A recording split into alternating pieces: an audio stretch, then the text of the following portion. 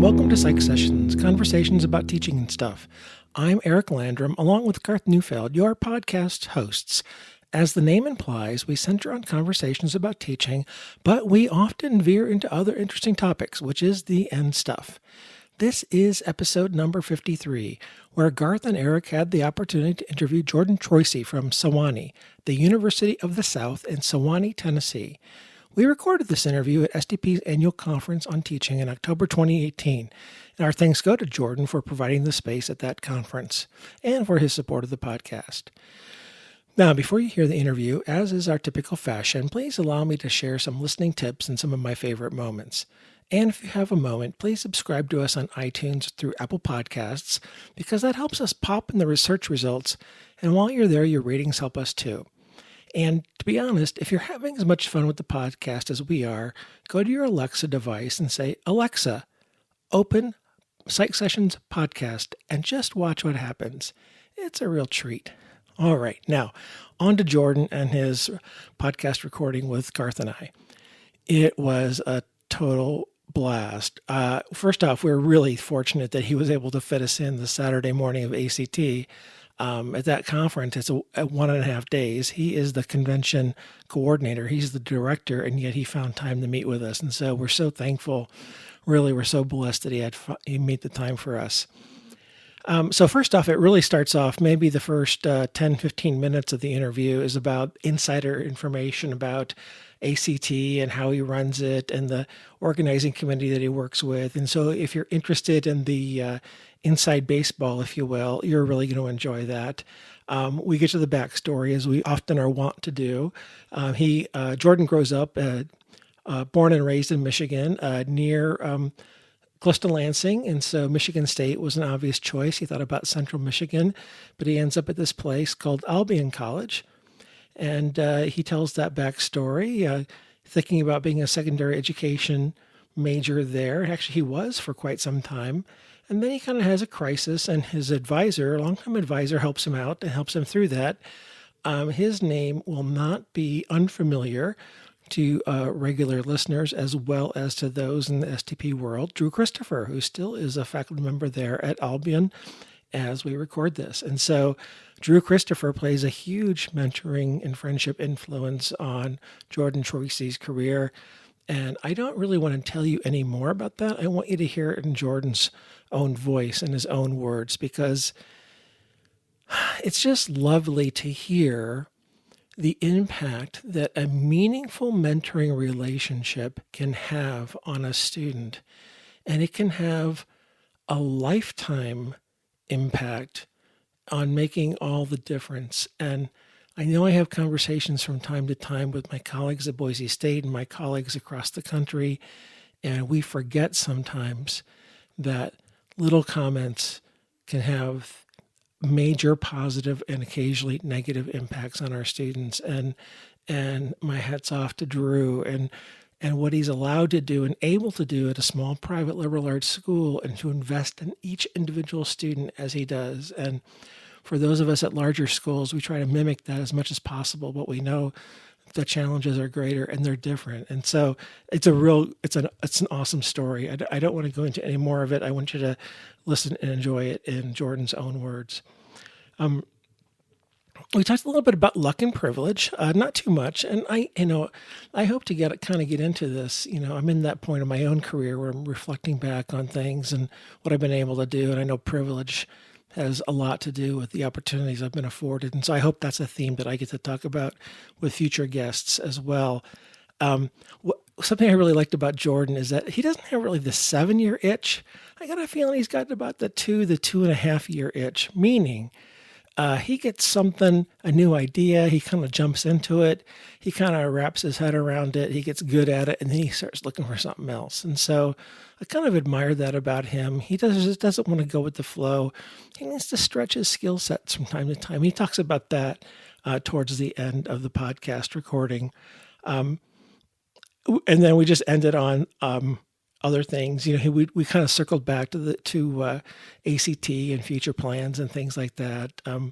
Favors to friends that you do in college, fiction versus nonfiction, and then really his authenticity. And so it was kind of a roundabout, as we are wont to do. We kind of wandered aimlessly, but it was delightful. And again, we so appreciated his time on really one of his busiest days of the year, and that just typifies his enthusiasm and his generosity and his kindness of spirit. So I hope you enjoy this as much as Garth and I enjoyed it.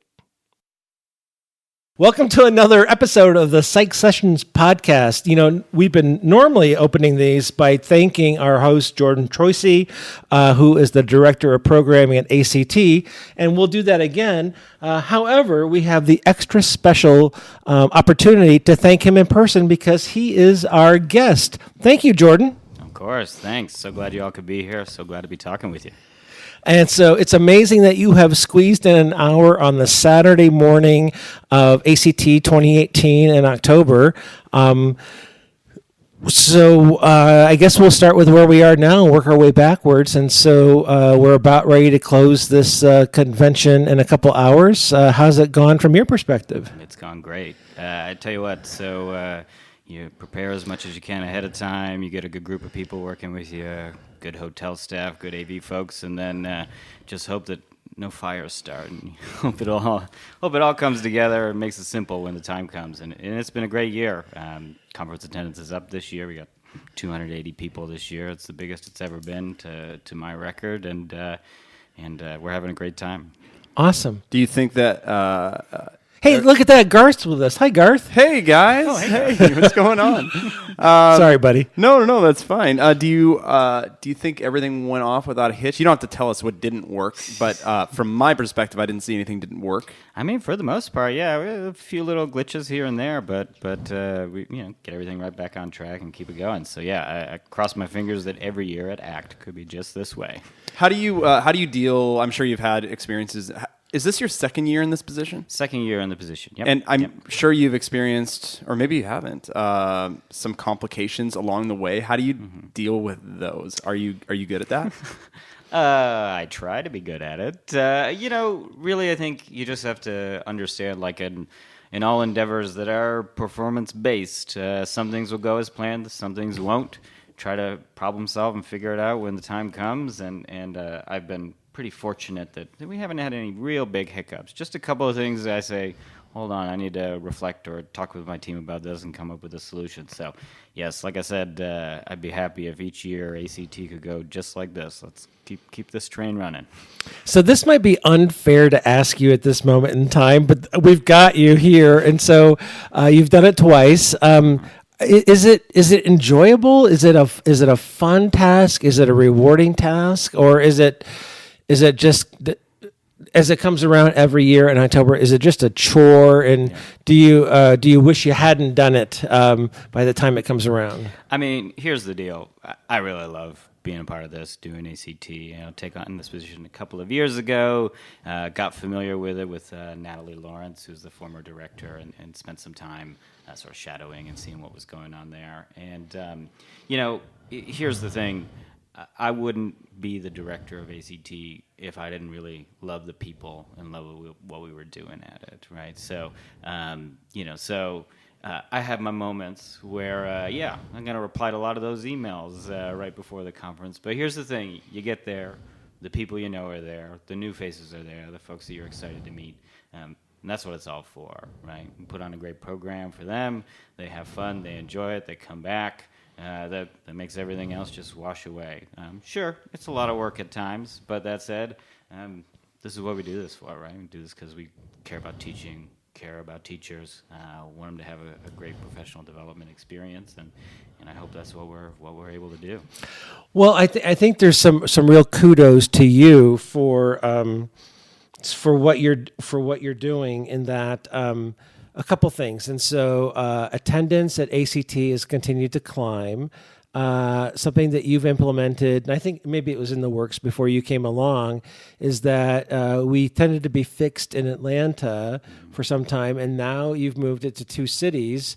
and attendance did not decline. It has actually increased, if I'm getting the numbers right.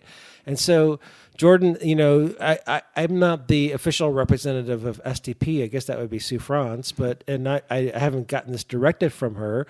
But if I can just play this role, since I have the microphone right now, thank you for everything that you've done. It's a chance for the tribe to come together, and I think both Garth and I get it, how much work it is. Garth puts on his own TIP Northwest every year. I've been a convention co-manager for the Rocky Mountain Psychological Association for 1 year, so I've done it once at least.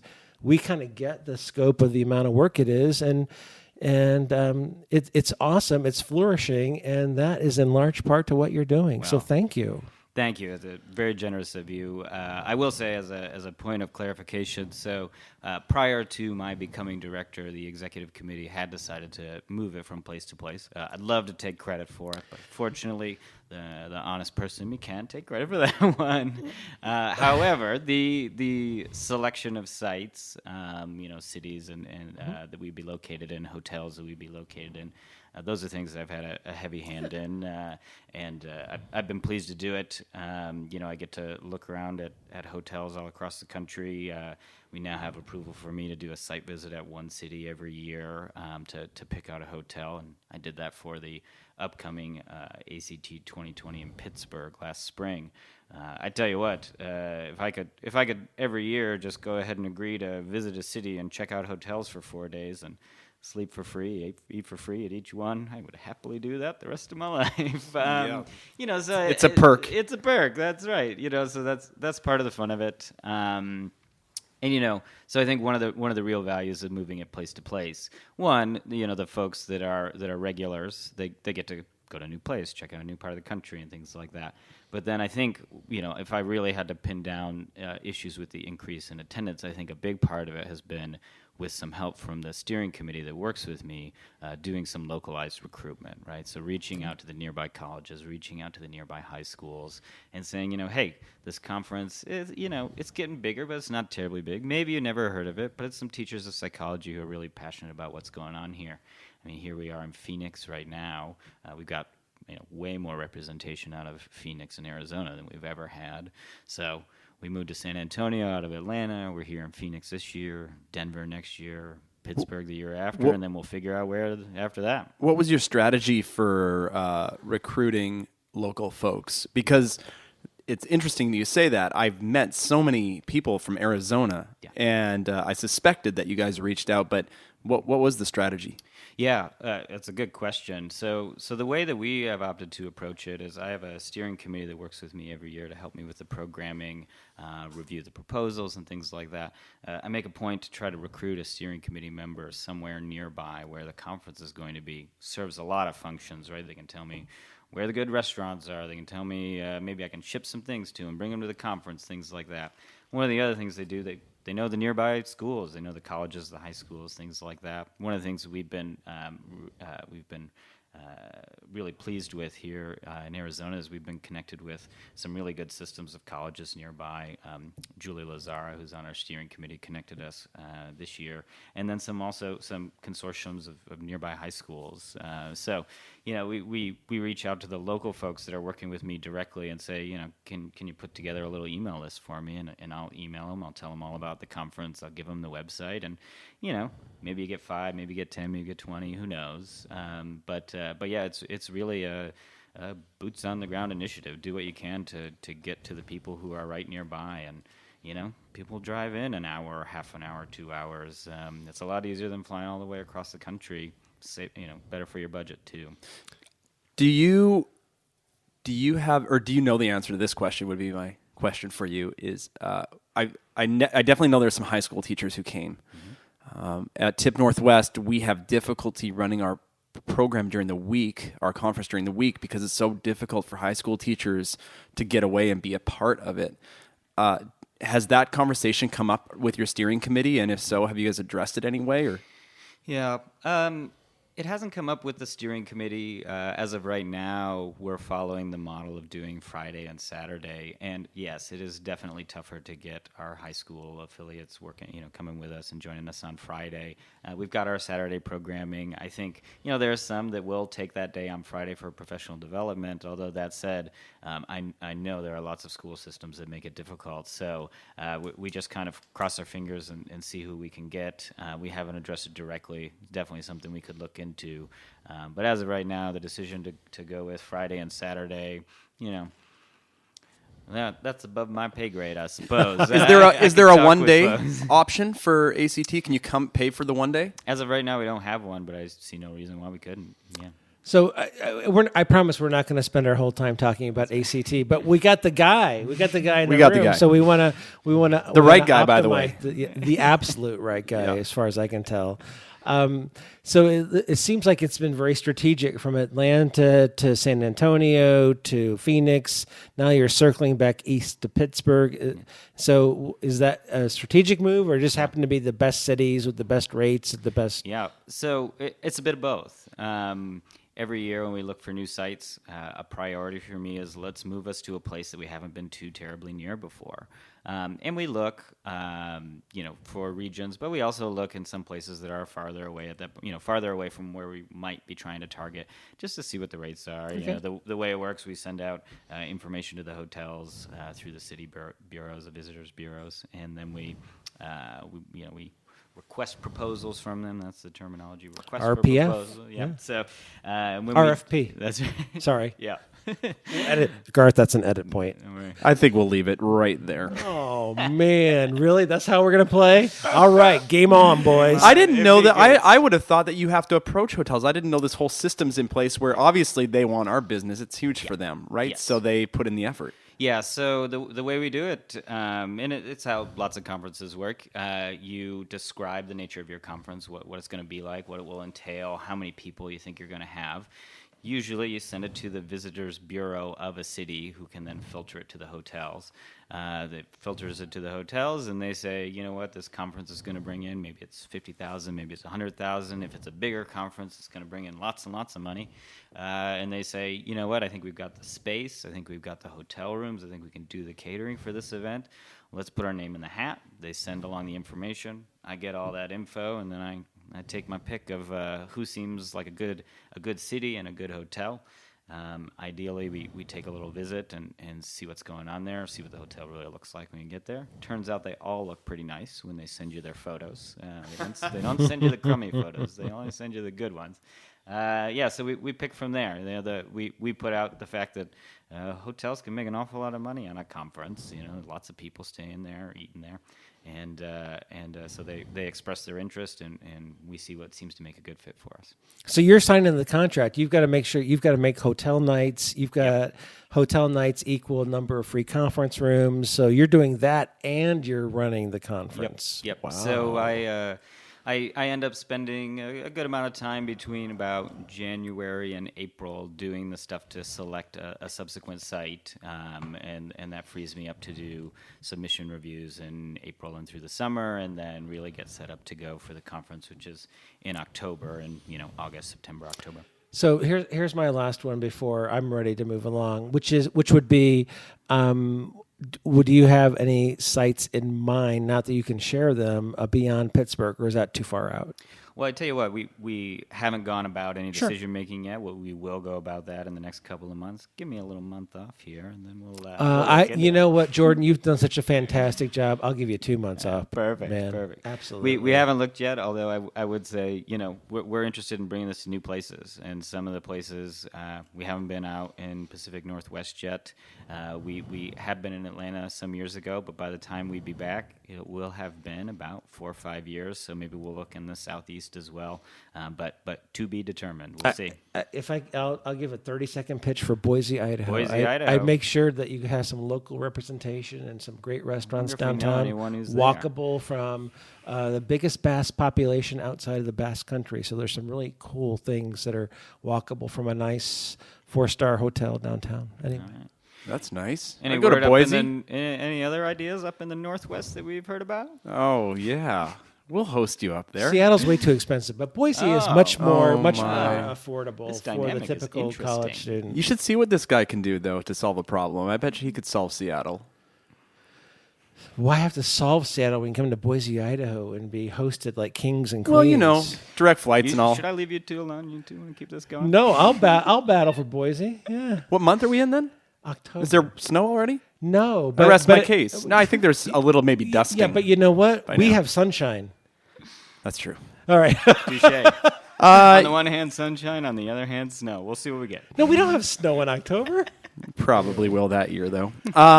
Hey, one more question for you about conference planning, hosting. What are, off the top of your head, what are the most, or not most important things? I don't like to frame it that way. What are things that you think are very important to have people leaving saying that was a successful conference? What comes to mind? Well, I tell you what. So we do a post-conference survey, post-conference assessment, as perhaps we will get into. I think anyone who wants to figure out what's working, what's not working, should be doing an assessment of some kind. Try that in your classrooms. How about that? So in some ways, we get a lot of that information directly from the conference participants. We say, what was working, what was not working, what did you like? And I think that's really at the core of it for a conference, right? So a conference, especially a conference like ACT, it's a professional development conference, right? You're here to learn new things, take them to your classroom, things like that, right? So what we really want to do is get a sense of what it is they're looking for, and then build it around that. And we do that by doing that assessment, getting that information.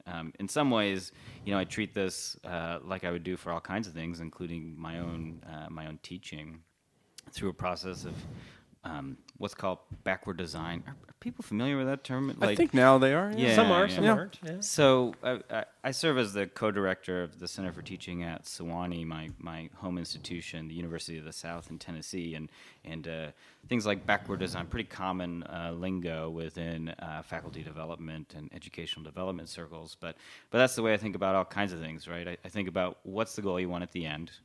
What do you want people to be able to do or be able to learn about, know about? And then how do you back that up and figure out what are all the steps along the way to get them right to that outcome, right? So, it starts with some of the things about professional development that people they like to learn some new stuff, right? So how can we have some good presentations? Who can we bring in? Who's going to help them learn that new stuff? But a lot of it, and tremendously valuable, is the networking and the interpersonal experience too. So how can you design and engage in some social events that are going to bring people together? Some of the early feedback we got about ACT, and some of it lingering from before I was director, is folks said, we want a way to get to know people early in the conference, right? So how can we start forming those relationships? So we started introducing, opening social hour type things. We have lunch and learns on our Friday morning, so get started doing the things that you think are the priorities for the people who are there. And most of the time, they'll tell you what they want. So let's ask them, let's figure it out, and let's design the experience to get them what they want. So I said I was going to be done, but I have one more about the conference stuff. So Jordan, if there was something that you could tell conference attendees, is there something that you would love for them to know about ACT or about the conference that you just don't have a chance to tell them? Is there something that you would like them to know? Yeah. What would that be? First of all, I'd say we at a conference like ACT, we owe a big debt of gratitude to our hotels that host us, our AV providers, the folks that really make this thing run. Because without them, without the catering, the work to make all the rooms good to go, to clean up lunch and get us ready for the poster session, we owe them a debt of thanks. So when you see hotel staff, do let them know that you appreciate their work. It's something that certainly I, as a conference director, as soon as I was on the other side of things, I started saying thanks 100 times more at every conference I go to, because the work that everyone puts in is tremendous. So that's definitely one thing. I'd also say, certainly for a conference like ACT and other sort of similar conferences, probably those who are teaching oriented, I'd say give us your direct feedback. We want this conference to be good for the people who are at it. That's the priority. This isn't about me doing what I want. This isn't about what my ego or the things that I think are important. So be honest with us. Be direct with us. Be kind, please, when you give us the feedback. But give us the feedback so that we know, like, this thing was working for me, or this thing not so good. Or, you know what? I saw someone give a keynote at this other conference. They were terrific. Here's some information about it. Send it my way. We want to make this conference good for you. So any bit of feedback that we can use to make that happen, it's really valuable for us. When you were talking about people saying thanks to the hotel staff, I was just thinking there's some analogy here of it's like bringing your friends into somebody else's house, right? And you've made this connection, and you're kind of like crossing your fingers and hoping that your friends are polite and grateful. Mm-hmm. And so, I think it's a really important reminder. A good thing that we have such a great community of folks. I hope that we do reflect well upon the places that we go visit. And I'm sure you get that feedback too. Yes. Either way. And I should point out as well that advice, please thank the folks who are working the conference. That does not come from evidence of me, bumping into one of our STP members who is just berating some hotel staff. Right. Just a general thought that occurred to me in terms of the work that we've done with conferences. I've always been so impressed with the folks from STP and the good community they bring. And in fact, when I work with our event coordinators at hotels, they pointed out too. They say this was a really great group. They leave things in good shape. They don't cause trouble. Maybe a little bit of trouble, but only the reasonable amounts of trouble that you'd expect at a conference. Well, when you let guys like me come to a conference like this, there's gonna be trouble. We do have to tell them that Eric is coming. Yeah, Eric obviously. and like guys like Barney and Randy Smith. When you That's let true. the old folks come to these kind of things, We have to give them a list and some photos. There's an extra retainer set. I hope you get the full retainer back. yes. The insurance policy alone. If we get 75%, I'll be pleased. You're gonna be happy. You've got a number in mind. That's awesome. So can I shift gears? No, I was gonna shift gears. Okay. You shift gears. Well, here let's talk, and so we can let him listen. I was going to go way back to origin stories and how he got to where he is. I was going to start the way back. Is that is that okay? Yeah, that's fine. All right. So Jordan, if you can go as far back as you want, I was going to ask you about mom and dad. Did they go to college? For you, was it if you're going to go to college, or were you raised as to the issue was what college you're going to go to? Sure. So you can start that wherever you're comfortable. So my folks are from Central Pennsylvania, Williamsport, Pennsylvania, claim to fame there. Little League World Series hosted in Williamsport, Pennsylvania. You can go there, visit the field.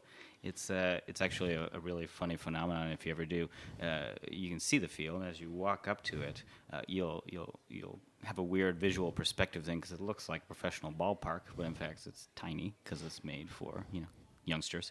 They're from Williamsport, Pennsylvania. They went to college there.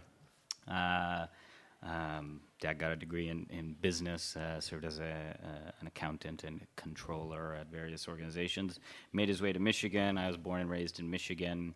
Grew up right next to Michigan State University. I was someone who was pretty good at school, I suppose, like many of us were, who would end up getting doctorates, pretty good at school. And found learning new things pretty enjoyable, got fascinated by a variety of topics. I'd say my parents didn't really, necessarily nudge us one direction or another in terms of college. I think they've always been folks who have been, very, very good at giving us kids. I grew up with 3 siblings as well.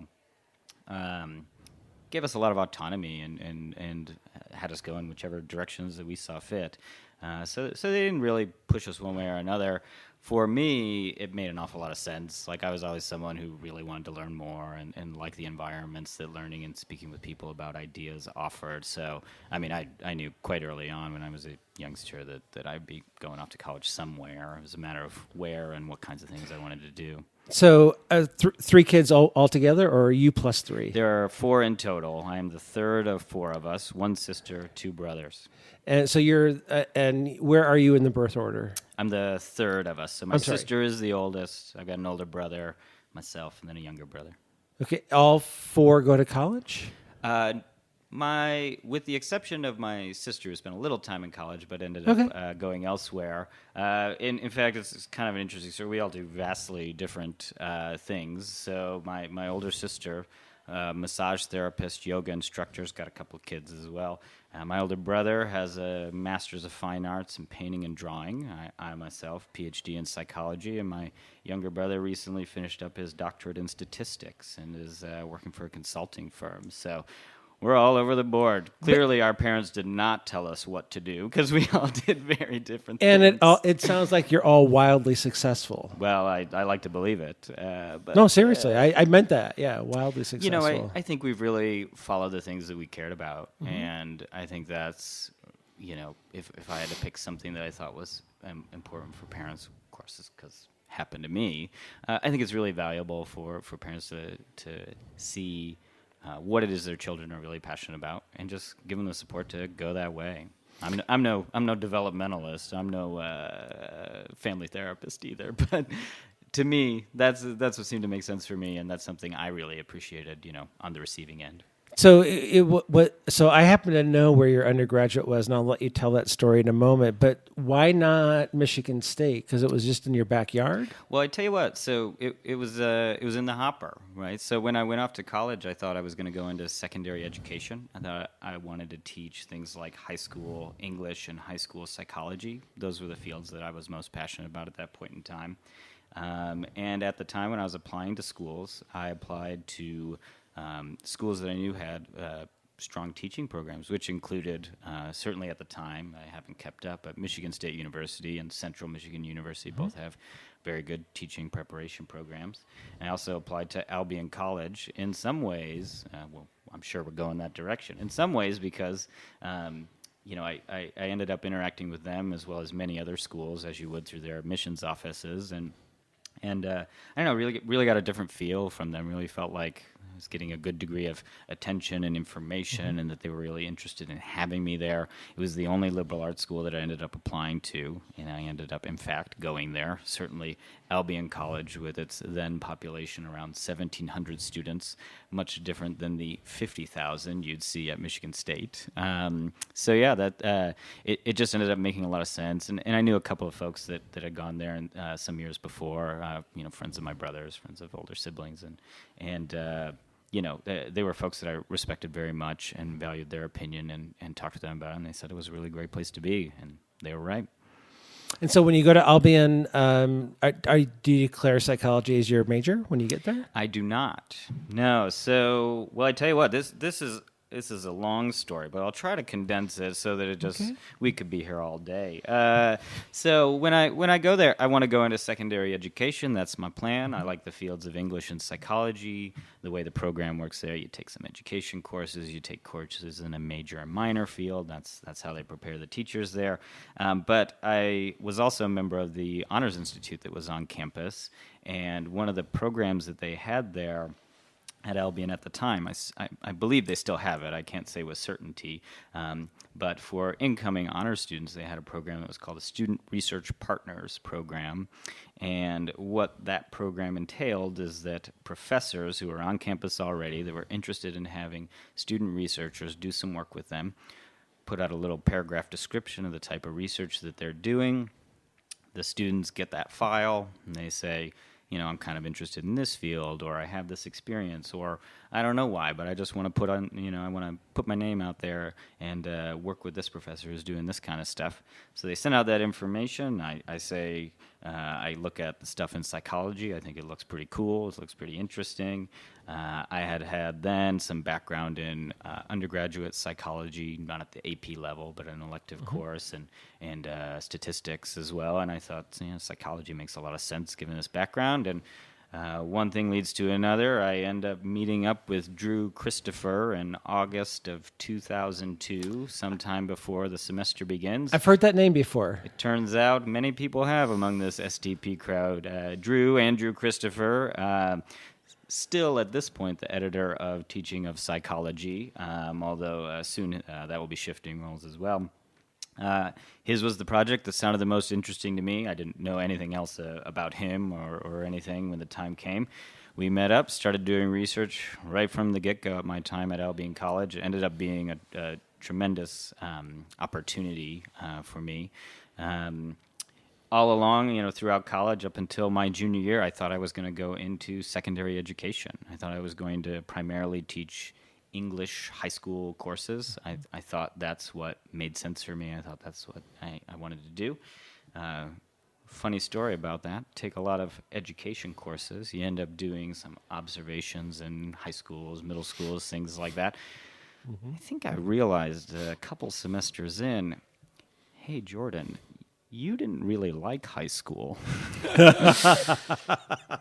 And you go to these high schools, and you don't really like it now either. And really, came to a sort of, for me, this is a very, full plan about what I was going to do. And I'm someone who really does like to have a plan, and really had a bit of a crisis meeting with Drew, who ended up being my advisor as well, my advisor through my undergraduate career, and said, like, I don't think I can do this. I don't think it's what I want to do, right? I think, like, I could do it, but I think I wouldn't find it pleasant, right? And, if you're trying to make decisions for the rest of your life, why would you start off doing the thing you don't want to do? And during that meeting, he said, like, I can tell this is a really hard thing for you. He knew me quite well by that point in time. We had been, working together for 2 years, meeting regularly, and said, like, I know you're someone who really likes a plan and likes to have in mind what's gonna be down the line. I can tell this is really tough for you. And I said, you know what? At that point, I've been doing that Student Research Partners program for 2 years. The undergraduate research at Albion College, at least then, and I think still is a really tremendous program. I had done research over 2 summers on campus doing psychology research with Drew, and I said, you know what? I've been spending these summers here doing this research work, spending all day reviewing literature and writing up papers and collecting data and things like that. I said, like, this seems like a pretty good life. Maybe I could do this. And he said, you know what? Like, you've had the experience. You're doing what we'd want undergraduates to do this kind of stuff. Why don't we try it? So I said, we talked it out and said, well, it's at that point in time during my junior year of college, let's look into some doctorate programs. Let's see if that's maybe the thing for you. Sure enough, the next year, applied to some doctoral programs in social psychology. That's the field I'm in. That's the field that struck me the most. I like the topics the most. It sort of really struck a chord with me. And but so I don't mean to, I was going to say I don't mean to interrupt the flow, but I just sure. did. What do you got? But how important is it that Drew notices your discomfort and brings it to your attention? I mean, what an awesome thing for an advisor to do. Because I would imagine that a different advisor could have just let you twist in the wind. Right. I think, like with all mentor relationships, you get to know one another, right? And the more frequently you meet, the better you know one another. The more you know what's really going on there. And I think, especially at that time, with this being a pretty significant deviation from a plan that I really had in mind, I think he knew that I needed the support to take on a new path. And if not for that, I don't know what I'd be doing. Yeah, I think it's a credit to good mentoring, because I'm not so sure I challenge my students like that. But I'll say it this way. I'm not so sure I give my students what I would call the Albion experience, where I get to know them well enough and have those weekly meetings with a number of students where I know them well enough that I'm comfortable enough to be able to say, is this really what you want to do? You didn't like high school that much. Why do you want to teach high school? I would have to know them that well to have that many conversations to be able to connect with them in a way that I'm not being presumptuous. Sure. So that's credit to you for sharing your life enough, and for Drew for being professional enough and profound enough to be able to give you what you want at the time that you needed it precisely. Yeah, I mean, I can't give Drew enough credit for, though I've had many mentors over the years, in my professional career, he has definitely been the biggest impact as a professional mentor and probably as a personal mentor as well. This is one reason he was awarded the Society for Personality and Social Psychology Mentor Award last year, previously given to STP's Rick Miller as well. Clearly, we're doing something right in this organization. Yeah. And I was the one who nominated Drew, and sure enough, he got picked from among the pile. So, I mean, and although I would say it's quite clear to me that Drew has mentored many other individuals in very much the same way. I compiled all the letters from all the other supporters, and they were all quite glowing. So, yes, this isn't, I'm not a one-off. Drew is the remarkable one in the nature of the way that he structures mentor relationships. He just has a real knack for it. He puts in the time and really helps develop these folks along the way. But okay, all right. So Jordan, I appreciate your humility, but Drew wouldn't have anyone to brag about and win an award for you don't win a mentoring award for having a string or a litany of unsuccessful mentees. I like to think I did my part too. Okay, thank you. We won't wallow in that. I'm getting the evil eye from Garth. No, so no, I'll not at stop all. it. I'm just thinking Are we about. going to start talking about luck? Is that what we're going to start talking I'm about? Probably not. Use the word that luck or the word that rhymes with Well, luck. I've dodged it appropriately. I've listened to this podcast. This is not an accident. And thank you for listening. I do think there's something though about compatibility. Probably is at work too. That some people just find something in another person where like I don't know what it is, but I want that. And there's a draw, and it might be maybe it's a common interest, and probably the fact that you guys had this shared work in over these summers relationally that probably gave more familiarity to the two of you than maybe a student who didn't do that. Sure. But I often think about I've met 100 people, in this organization, and there's only a handful that I have really connected with where I go away back, away from a conference back home, and I think there's some I need something from that person. I'm not sure what it is, or there was just some sort of connection with that person, and that's not super scientific. But right. Well, hold on. The social psychologist in me I hope I'll make it a little scientific, right? Great. So I think there's a lot of factors going on there, right? So I think there's a personality compatibility, right? Like, are we people that are of a similar kind? Do we like similar things? And you can measure that with the Big Five. You can find out all kinds of things about that. And I tell you what, Drew and I are pretty darn similar on some of those things. But that's not all there is to it, right? So there's some similarities in terms of things associated with interests that are valuable, right? So like the reason why I opted to work with Drew at the time, he was doing research on materialism, and so materialism, as we would think about it in the modern sense, value placed on items and other things like that. Something that just really struck me. I found really fascinating as someone who at the time was especially non-materialistic, and I just thought I want to dig into this, and this seems like a really cool opportunity. So I think interest is a big part of it as well. And then this is where we get to the social psych part. I think the circumstances really matter. For me, I was someone that I was raring to go when it came to college. Like I was all in. In fact, my friends from college sometimes like to joke that I was the first one that started writing papers the first week. I was so fascinated by the topics. I wanted to get into it. We're doing some journaling. We're doing this. We're doing that. And they said he's doing it, and that's what I really wanted, right? So I think another piece of the puzzle here is that I was at a time in my life where I was ready to go in lots of directions, and anyone that was going to help push me along in those directions, I was going to take it. So I mean, certainly, I value very highly the work that I had with Drew. Although in another universe where it wasn't Drew, it was maybe someone else.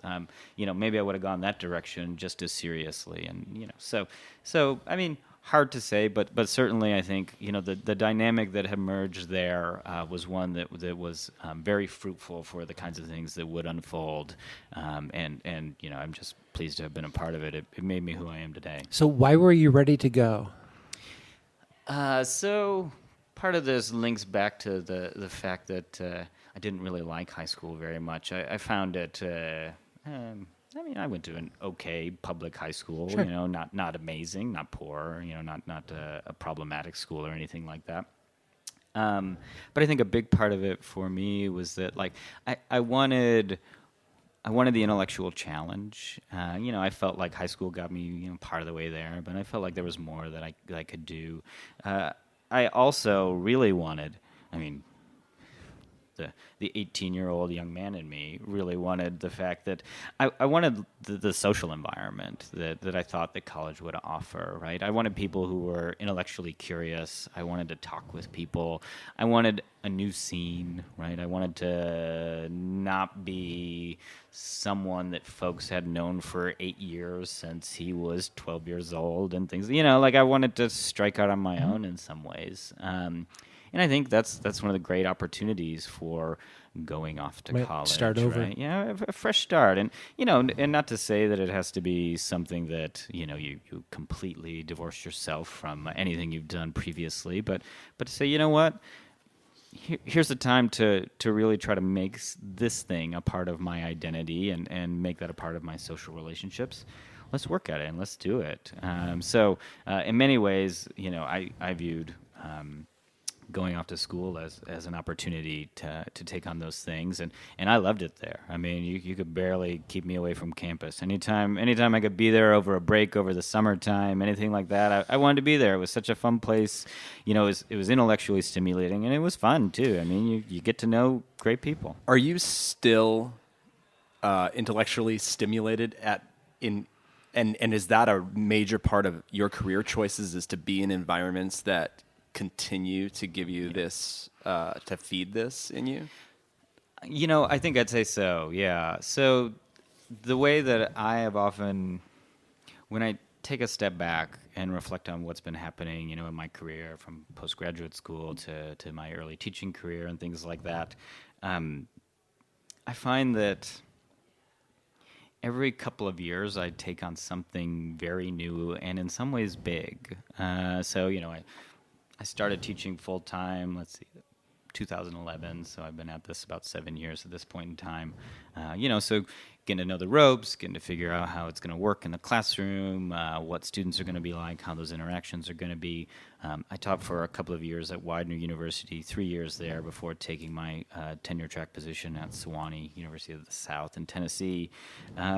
Before too long, I ended up getting really involved in STP. I mean, I could go down that train for quite a long time. But then also, taking on some additional challenges and opportunities, working as the co-director now of our Center for Teaching and Learning.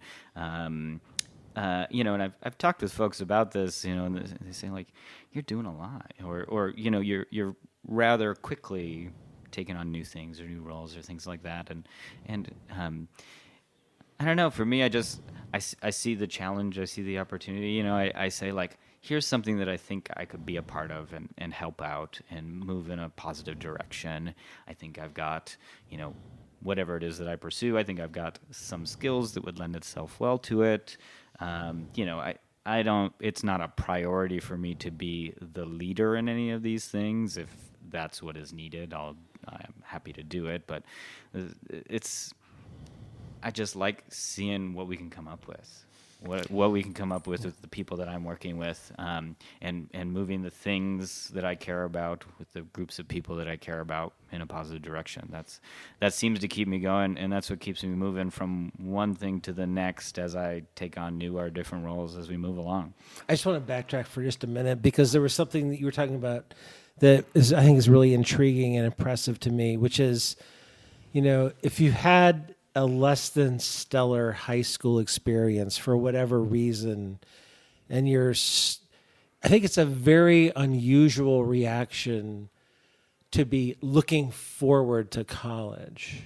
I think a less than stellar experience in high school might make you resentful of college or not even go to college. And so I think there's a character trait in there that is very stellar. There's something there, and I don't know what it's called. A social psychologist will have a name for it, of course. But you know what I'm trying to say? Yeah. I mean, if you had if for whatever teachers or situation turned you off or didn't fulfill you, to go off to college and go, I am so ready to learn. Somebody assigned a paper, it's due in 2 weeks, I'm starting tonight. That is not the kind of reaction you would think from someone who. I'm not saying that you struggled in college, but you didn't enjoy struggled in high school. You didn't enjoy your high school experience. So somehow there's some perseverance there that said, I didn't get this intellectual stimulation in high school, but I'm damn well going to get it in college. I mean, I guess I would say, I think most of my sort of hang up with high school, my experience within it was mostly a social thing. Okay. I would say, I did have some really strong high school teachers in fields like English and fields like the social sciences and in fields like mathematics and statistics, which I really, I imagine I'd be one of few individuals who took high school statistics and thought like, this is cool. I want to see where this goes, and I'm still that way. That's one of the things I find hard about working with students. I'm like, isn't this cool? And they're like, I don't really know if it is cool. And I'm like, oh, I got to figure out how to make this cool because it just seemed cool to me. Or they don't want to admit it in front of their peers. Yeah, maybe that's what it is. Yeah. Maybe I just got to navigate the social environment there. So, I would say I want to give very good credit to some of my high school teachers that worked very hard and designed some really interesting and innovative assignments and things like that. So I think for me, I was just I wanted the new social environment, and I had an interest in the things that I was doing in high school. I think some of the courses, just wouldn't push you quite as far as maybe you would want to go, and I sought out some of those, I sought out some opportunities to work with those teachers, independently and otherwise to kind of say like, I want to dig into this some more. Yeah, I guess I would say.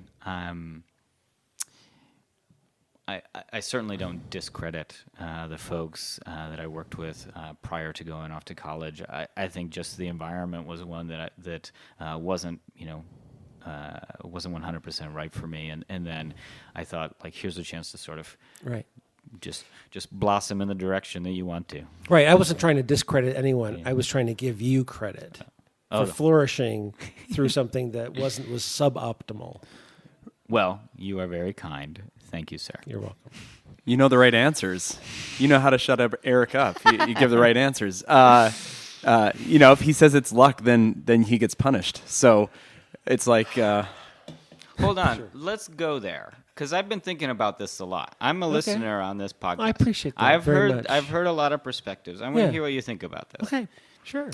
So, one, I've got to take like a big step back and think about issues associated with luck, and also not disregard the correlation that with what many people call luck and with what we would also call privilege, right? So I want to point out that, like, lots of circumstances associated with luck, I also can attribute to the fact that, like, I am a white guy. And there are lots of scenarios in which white guy in this scenario is going to slide on through, but someone who's not white guy in this scenario maybe won't. Right. Now, of course, I'm not saying that's all there is to this, right? But that's something that I certainly keep in mind. I think in a lot of ways we could call certain things luck, but I think it's also taking advantage of the opportunities that exist in the environment around you. And I think that I wouldn't call lucky, because that I say what we're talking about here is these opportunities present themselves. They will be some work, but they can nudge you in a positive direction. That's about a person's drive and disposition and motivation that they have. Although I do wonder how much what gets laid out in front of people is a matter of privilege. So that's something I'm constantly trying to juggle with and figure out. And and so people who have the privilege enough to be able to afford to fly to Phoenix and sit in a room and sit at a table or have a conversation with Dave Myers because they've been afforded that, and maybe that leads to an opportunity. That's not luck per se. I think that maybe some coincidence, that's some good timing. I tend to stop people in their tracks when they say I was lucky, because they're discounting their hard work and their contribution, and they are attributing it to something like it was a random chance event. And I think that demeans their effort, and that demeans their ability to be role models. And it tends to happen more with our female colleagues. Right. I would definitely And agree. that's where I want to stop them in their track. And it's happening with my female students as well, although I do have male students that do this. And so I've obviously overplayed this, because now people are coming up to me and taunting me about this, but I'm still going to stop them, because, are there circumstances where we were fortunate and where a coincidence paid off for us? Absolutely. But even Bill McKeechee has talked about, I was just lucky. Well, he wasn't lucky. He worked incredibly hard his entire life. He had support of the University of Michigan. And even I tried to argue with him in his own room at 96 years old, very gently, but I couldn't pull that argument off. So I appreciate your listenership and your attention to that detail. I think the luck answer is just, and we know it's just overly simplistic. And it's humble. It's a very... I think that's what we're more seeing, because we have these really smart people, psychologists sitting in these chairs that we're interviewing, and they may chalk something up to luck, but it's more of them saying, "Oh shucks," like. Right. And it's hard to take credit for things that we do, and it's good that I really think it's good that we're in a field, teaching of psychology, where people are not trying to, fight for credit and for how well I'm doing. People really want to promote each other and help each other. And I'll say this, Jordan, I really appreciate when I've reached out to you by email privately to solve a faculty development issue or something on my campus. You get back to me really quick, and your emails are so generous. It's like you've taken the time, unless you're copying and pasting them from somebody else. But It is not a copy. but you have taken the time to really give me some good, thoughtful ideas. And I don't know, this doesn't translate well back in email, but I really appreciate that you would do that and take that time. It's meaningful. So thanks. I mean, I'm happy to do it, and the way I think about these types of scenarios, like I do lots of other things, we all have gone down different pathways. We have different things that have become our interests, and different things that become, to some degree, our professional expertise and things like that. And the way I think about this is that coming up with an answer to an inquiry of that kind, right? Let's say. For me, if it's something that I've got some good experience with, it takes me a very short amount of time to figure out what could be a tremendously helpful piece of information for whoever's on the receiving end. So, I mean, I'm happy to be generous. I'm happy to work with the people that I collaborate with, whether it's through STP or on my own campus. But the way I think about it is, we all really benefit when we share our expertise in whatever it is that we have. And when we work together in this way, it takes everyone a lot less time than it would be for us to all work independently and to struggle to get from novice status to expert status. So, whenever I have the expertise, I love to share it. Whenever I don't, I do my part to say, this is what I know, but so-and-so knows more than this. Let me connect you with them, and they'll be able to get you along the way. I think that makes all of our jobs easier and more enjoyable, too. Absolutely. Go ahead. How is our time, Eric? We're about to wind down. Okay. So I have a couple fast questions, Okay. but I don't know if we wanted to circle back on anything. you go, Okay. please. So I've just been listening to you. You sound like in your career that you are you're really thoughtful about career opportunities, about taking on new things.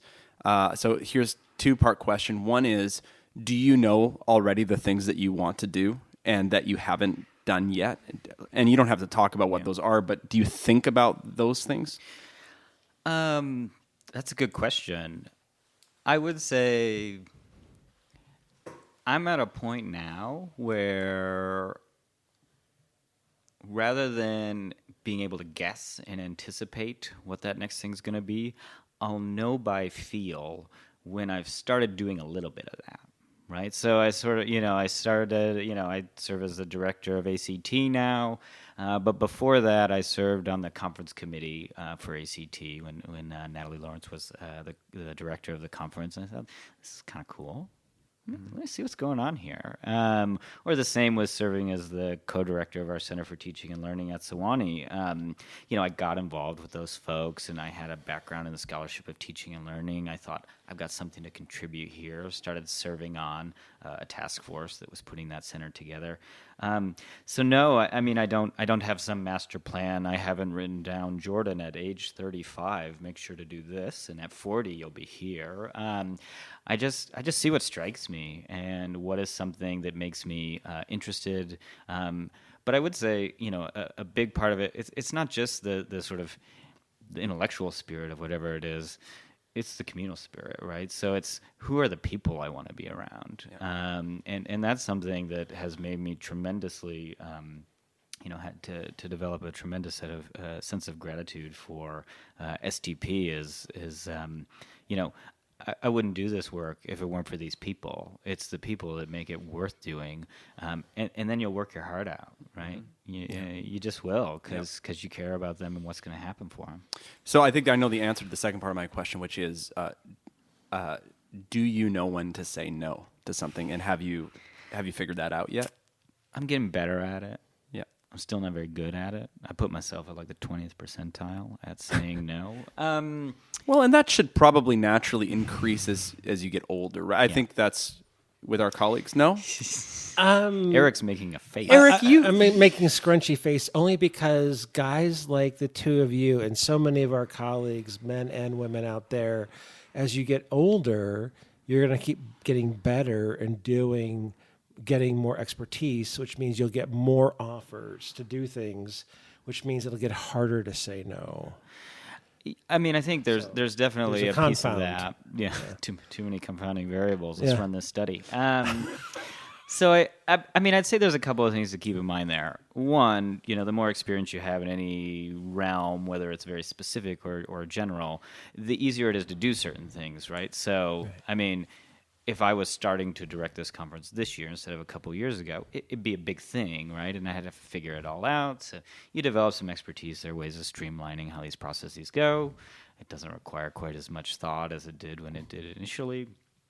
I'd say one of the things that I feel as though I have been getting better at is, as I mentioned a little bit before, really knowing the things that I am good at and the things that I'm not good at. And when someone does ask me about something that I'm not very good at, trying to connect them with the right person. I think it does everyone a disservice to someone to make a request of me for me to struggle to come up with a solution that's not a very good one and give it right back to them. So I think I'm perhaps not as good at saying no as might be good for my free time life. But that said, something that I have been appreciating is really figuring out what makes sense as a task for me and what makes better sense as a task for someone else. Thanks. These two are one-word answers, and we don't have to go further into them unless you want to. But here are my two questions, and then people can look into them and ask you about them. First, I have a suspicion. Eric and I have been talking about this recently. Do you have not just about you, but about a lot of psychologists teaching psychology. Do you have a theater or drama background? No. Okay. There goes that theory. And my second question is, do you wear a robe when you teach in the classroom? Yes. Let me go ahead and dig in. All right. So let's go part 2 first, the robe. Sewanee has a set of rich traditions in education, including borrowed from our British counterparts across the pond, wearing teaching gowns when we teach. So before some folks wear them all day long. For me, whenever I leave the office and go to the classroom, put your teaching gown right on. When you go to teach, you wear it. You wear it at other events on campus as well, certain events, not all of them. When we have faculty meetings, you will see a procession of gowned professors all walk into the same place. So yes, we wear teaching robes. Did you know teaching this, Eric? gowns. I think I had seen some pictures on Facebook where you had posted. Well, next year at ACT, I'll bring it along. Well, if you're bringing yours, I'm bringing mine. Perfect. Yeah. I tell you what, when I interviewed at Sewanee, I thought upon hearing this, I thought that people wore their regalia around it. It's not our regalia. It's like a bachelor's gown. So it's not as big. It's not as bulky. It's not as heavy and hot. Oh, I'm bringing my full thing with my 3 stripes. Yeah. Well, you don't get a lot of chances, so you got to bring it. Absolutely. I wear it twice a year at best. That's Yeah. right. So yes, to do the gown. No theater background. Well, I mean, some very minor stuff when I was much younger, but certainly no high degree of training. I appreciate what I imagine is the sentiment of this comment in terms of things like, public speaking or whatever. No, actually, I'm quite poor at theater acting. I have a story that. It's a very brief one, but as a favor to a friend in college who was a theater student, they needed someone to play a small part in a play. It was 4 lines. I delivered in rehearsals one of those lines so poorly that they just cut it right out. They cut out 25% of my lines for the first day.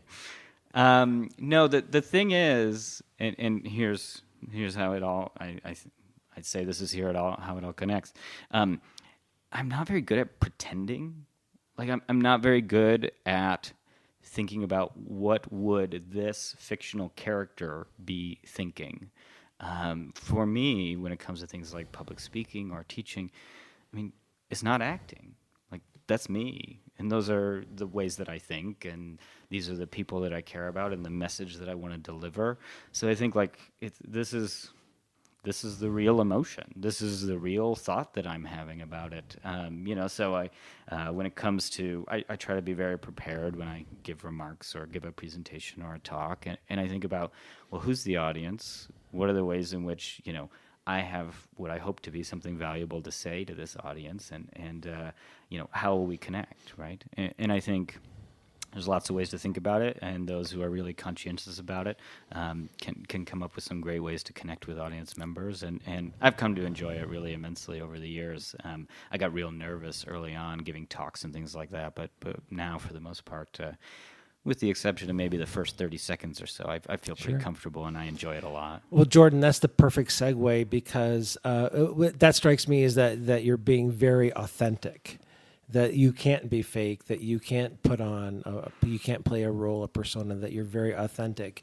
And so I'm going to wrap this up for us because in about 9 minutes, I believe you're going to be introducing the final keynote speaker at the annual conference on teaching. And so Garth and I just want to thank you profusely for taking the time in the midst of this conference as the conference director for just an absolutely enjoyable interview. And thank you for everything that you're doing for the Society for Teaching of Psychology from the bottom of our hearts. Thank you so much. No, it's no problem. I'm happy to do it. Glad we could set aside the time. And I want to say thanks to you all for all your hard work in putting this podcast together. I think it's a great resource. I think it's a valuable new resource for folks in STP and other related organizations. I put it on my syllabi on my recommended podcast from my students. I don't know if any of them listen. Maybe we can track those numbers. But I really think it's great. I think it's great to get the perspectives of so many folks. So thank you for putting this together. At some point, I'm going to try to give Jordan a compliment and have him not give a compliment back.